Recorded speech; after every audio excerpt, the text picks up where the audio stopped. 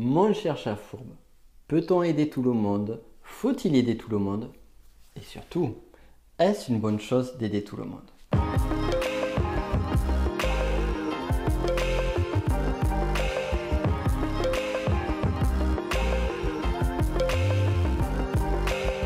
Il y a quelque temps sur Snapchat, j'avais fait une série de vidéos qui avait eu pas mal de succès sur les jeux psychologiques et notamment le triangle de Karpman. Donc je vais y revenir juste après. Et j'ai eu beaucoup de retours vis-à-vis de ce triangle de Karpman et notamment une question de Val qui m'a donné envie de créer cette vidéo.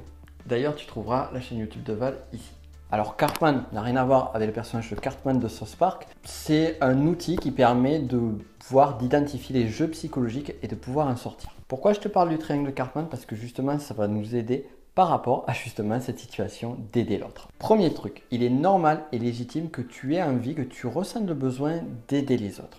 Lorsque je fais les exercices en formation de recherche des valeurs fondamentales d'un individu, d'une personne, dans 95% du 95% des cas, eh bien, sur les 5 valeurs clés d'une personne, on retrouve forcément l'une de ces valeurs. Aider, partager ou contribuer. Pourquoi? Parce que c'est ancré, c'est engrammé en nous ce besoin d'aider l'autre. Mais le problème, c'est que le fait d'aider, c'est une bonne chose, mais même si ton intention est noble, même si ton intention est louable, et même si elle dépasse aussi le besoin d'aider pour satisfaire ton ego, parce que ça aussi, c'est ce genre de choses qu'on peut voir lorsque on veut aider quelqu'un, eh bien, tu peux ne pas forcément être aidant pour l'autre.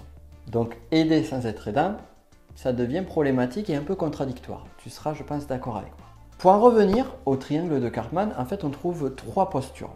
On trouve le sauveur, le bourreau et la victime. Nous, on va s'intéresser au sauveur. Le sauveur, c'est une personne qui va aller dans l'aide, mais dans l'aide pas forcément de la bonne façon, parce qu'il va trouver une victime ou alors il va créer une victime et il va aider cette victime à se sauver bien souvent d'un bourreau. Qu'il y ait le bourreau ou pas, le sauveur va vouloir sauver la victime. Et en sauvant la victime, ce qui se passe, c'est qu'il la déresponsabilise. Et lorsque la victime, qui peut se satisfaire de ce rôle de victime, n'a pas envie de changer, eh bien, le sauveur peut soit se transformer en victime, te dire « Ouais, mais j'essaye de t'aider, mais tu veux pas, tu m'écoutes pas. » Alors là, on est clairement dans la victime.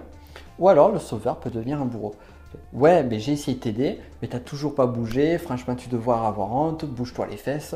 Ça suffit maintenant, il y en a marre. » C'est intéressant, justement, de voir en termes de jeu psychologique que d'une simple posture d'aidant, eh bien, on peut arriver à passer en posture de victime ou en posture de bourreau. La question donc, c'est que faire? Doit-on arrêter d'aider? Doit-on arrêter d'aider son entourage? Doit-on arrêter d'aider en général ou pas? Bien évidemment que non. Et bien évidemment que l'aide est quelque chose de fondamental pour changer et pour améliorer ce monde. L'enjeu, c'est de le faire de la bonne façon. Et pour cela, je vais te raconter une petite histoire que je raconte à quasiment toutes mes formations. Alors cette histoire, cette métaphore qui pour moi est vraiment symptomatique de ça, c'est un cheval.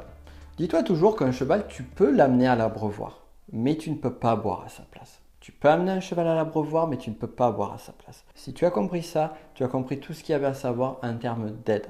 C'est-à-dire que tu peux proposer ton aide à quelqu'un. Tu peux lui donner des conseils. Tu peux lui apporter des pistes d'amélioration. Mais si cette personne-là n'a pas envie de boire à l'abreuvoir, si elle n'a pas envie de accueillir, ne serait-ce que accueillir les conseils que tu donnes à cette personne, eh bien ça ne servira à rien. Je sais par exemple, en faisant cette vidéo, que de nombreuses personnes vont les regarder. Peut-être que certaines personnes vont rejeter mes conseils parce qu'ils vont se dire peut-être qu'ils savent déjà ça, mais ne l'appliquent pas forcément, ou que ce n'est pas pour eux. Peu importe. Moi, je suis là pour aider, pour apporter. Chacun est libre de savoir ce qu'il va faire du conseil que je lui ai donné. Ça ne m'appartient plus. Et c'est là en fait qu'on est vraiment dans de l'aide constructive. Dans cette aide, dans cette relation, cette dynamique du 50-50. Je fais moi-même 50% du chemin et c'est à l'autre de faire les 50% suivants. Et si on en vient à cette histoire du sauveur et de la victime, le sauveur, lui, va faire en sorte de donner 100% du trajet pour que la victime ait la solution. Mais la vraie responsabilisation, la vraie aide, c'est de redonner l'autonomie et la prise de décision à la personne que tu veux aider. Donc garde toujours bien ceci en tête. Si une personne ne veut pas être aidée, ça ne sert à rien d'insister. Ça sera contre-productif. Alors il y a un autre truc aussi que j'ai à te dire par rapport à ça. C'est une personne peut ne pas accepter, ne pas recevoir un conseil. Même si toi, au fond de toi, tu sais que c'est bon pour elle, ce n'est peut-être pas le bon moment pour elle.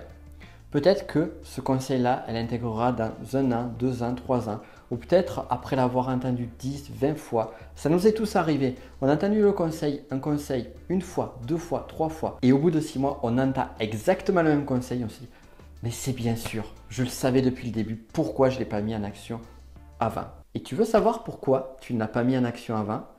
Eh bien tout simplement parce que ce n'était pas le bon moment. Au fur et à mesure de notre propre développement personnel, on est chacun à différents niveaux. Et on a besoin aussi d'une certaine maturation sur les événements, sur ce qu'on vit, pour pouvoir accepter, accueillir une aide ou créer un changement. Donc ça, j'en viens surtout par des personnes que tu vas fréquenter de façon régulière, comme des personnes de ton entourage, que tu as envie d'aider, et tu as beau leur donner différents conseils, tu te rends compte que ça ne change rien et que ces personnes-là ne veulent pas changer. Pourquoi elles ne veulent pas changer? Parce que ce n'est pas le bon moment. Ça peut être difficile, ça peut peut-être te faire souffrir, c'est possible, mais c'est leur propre choix, c'est leur propre décision et c'est surtout leur propre chemin. Donc accepter, la première chose, c'est d'accueillir et d'accepter cette situation-là. Et peut-être qu'elles vont venir petit à petit à un changement. Et pour te donner mon exemple en particulier, j'ai une autre solution par rapport à cette problématique-là. On dit toujours, sois en toi-même le changement que tu veux voir dans le monde. Et quoi de mieux pour aider les autres à changer que de changer soi-même, que d'évoluer soi-même?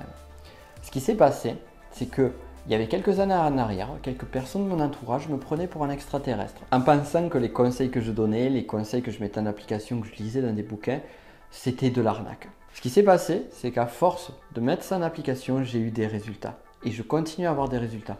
J'ai changé.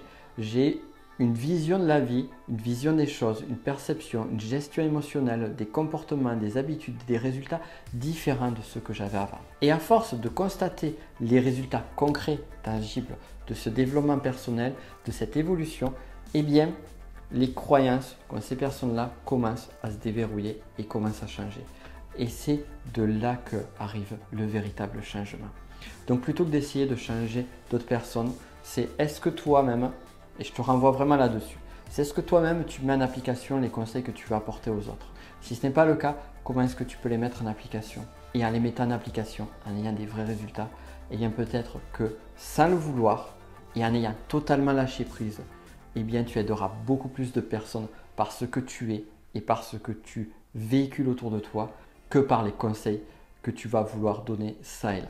Donc on a fait un joli tour là de la question, on a même ouvert les perspectives sur une thématique que je n'avais pas prévue initialement sur la relation d'aide, mais c'est intéressant aussi d'avoir cette perspective là d'évolution et de propre auto-évolution et d'inspiration vis-à-vis des autres. Donc on va le prendre un petit bonus de la vidéo, c'est toujours ça de prix. Sur ce, donc je t'invite à bien mettre en application ces conseils-là ou ne pas les mettre en application. Libre à toi de faire ce que tu veux avec. Quoi qu'il en soit, je te souhaite comme d'hab une excellente journée et on se dit à très vite. Ciao, cherche la fourbe.